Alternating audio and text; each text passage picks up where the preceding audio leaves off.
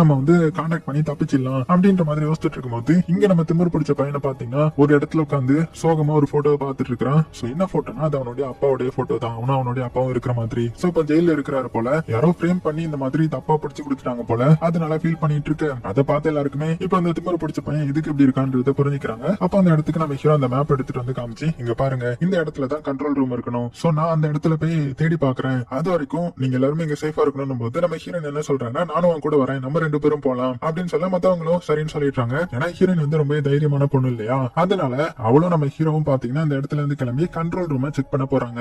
அதுவும் அந்த இடம் பாக்குறதுக்கு பயங்கரமா தான் இருக்குது. இருந்தாலும் அந்த தீப்பந்தம் இருக்கும் இல்லையா, சோ அது வந்து எப்படியோ ரெடி பண்ணிட்டு ரொம்பவே தைரியமா அந்த இடத்துக்கு போக ஆரம்பிக்கிறாங்க. சோ இதுதான் சான்ஸ் சொல்லிட்டு நம்ம ஹீரோவும் நைசா ஹீரோயின் கிட்ட நீ எப்படி இந்த பெயிண்டிங் எல்லாம் சூப்பரா வரையற அப்படின்னு பேச்சு கொடுத்துட்டே போறான். அதே டைம்ல இந்த சைடு இந்த ரூம்ல இருக்கிற 3 பேரையும் காமிச்சா அவங்க பயத்துலதான் இருக்காங்க.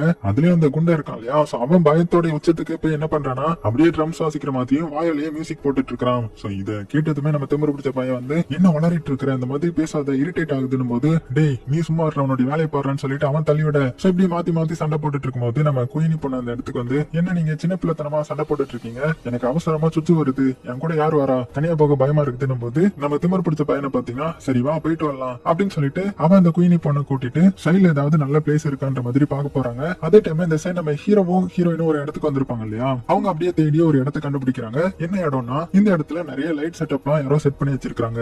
அதாவது அந்த கிரியேச்சருக்கு லைட்ஸ் வந்து ஆகாது இல்லையா, சோ அது முன்னக்கூட்டியே யாருக்கும் தெரிஞ்சிருக்குது. சோ அதனாலதான் யாரோ இதெல்லாம் செட் பண்ணிருக்காங்க அப்படின்னு பார்க்கும்போதுதான் சைடுல பாக்குறாங்க. பார்த்தா ஒரு ஆளுடைய எலும்பு கூட மட்டும்தான் இருக்குது. சோ அப்படின்னா இவர் தான் இதெல்லாம் செட் பண்ணிருக்கணும். ஆனா அந்த கிரியேச்சரை அழிக்கிறதுக்கு முன்னாடி அவர் செத்து போயிட்டாரு அப்படின்னு புரிஞ்சுக்கிறாங்க. அதே டைம்ல இந்த சைடு நம்ம திமிரு பிடிச்ச பையன் வந்து குயினிய கூட்டிட்டு வந்திருப்பான் இல்லையா, சோ ஒரு இடத்துக்கு வந்ததுமே இந்த குயினி என்ன சொல்றேன்னா, என்ன நீ இங்கே பாத்துட்டு இருக்க, அங்க தள்ளி போய் நில்லு, நானே கொஞ்ச நேரத்துல வரேன் அப்படின்னதும் சரின்னு சொல்லிட்டு இந்த திமிரு பிடிச்ச பையன் பாத்தீங்கன்னா ஒரு இடத்துல சைடுல திரும்பி நின்னுட்டு அப்படியே பேச்சு கொடுத்துட்டே இருக்கிறான். இந்த மாதிரி நான் உன்கிட்ட ஒன்னு சொல்லவா, நீ எப்போதுமே கோவப்படுவ தெரியுமா, அப்படி கோவப்படும் போது நீ பாக்குறதுக்கு அழகா இருப்ப. சோ என்னதான் நான் ரசிச்சாலுமே அதை உன்கிட்ட சொன்னது கிடையாது. அப்படி இப்படி நீ உன் பாட்டுக்கு பேசிட்டே இருக்க, பின்னாடி இருந்து எந்த ஒரு ரிப்ளையும் வரல, என்னாச்சு உனக்கு அப்படின்னு சொல்லிட்டு இவனு வேகமா வந்து பாக்குறான். பார்த்தா அந்த இடத்துல இருந்த குயினிய காணோம். அவனத்தான் மறந்து போயிடுறான். எங்க போன அப்படின்னு சொல்லிட்டு வேகமா ஓட ஆரம்பிக்கிறான். அதே சமயத்துல இந்த சைடு நம்ம ஹீரோ ஹீரோயினும் இன்னொரு சைடு வந்துட்டு இருந்தாங்க இல்லையா, அந்த ரூமுக்கு பக்கத்துல ஒரு சேஃபான கண்ட்ரோல் ரூம் மாதிரியான ஒரு இதை பாக்குறாங்க. சோ அதுல ஜெனரேட்டர் மாதிரி எல்லாம் இருக்குது. சோ இந்த ஸ்விட்ச் ஆன் பண்ணா கண்டிப்பா இங்க இருக்கிற எல்லா இடத்துலயும் லைட் எரியுன்ற மாதிரி புரிஞ்சுக்கிறாங்க.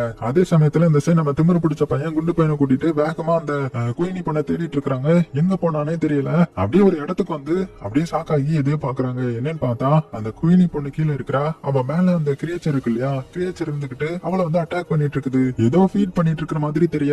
அவ்வளவுதான். இதை பார்த்த நம்ம திமிரு பிடிச்ச பையன் ஒரு செகண்ட் கூட யோசிக்காம வேகமா அந்த தீப்பந்தத்தை எடுத்து அதை அட்டாக் பண்ண போக இந்த கேப்ல நம்ம குண்டு பையன் வந்து குயினி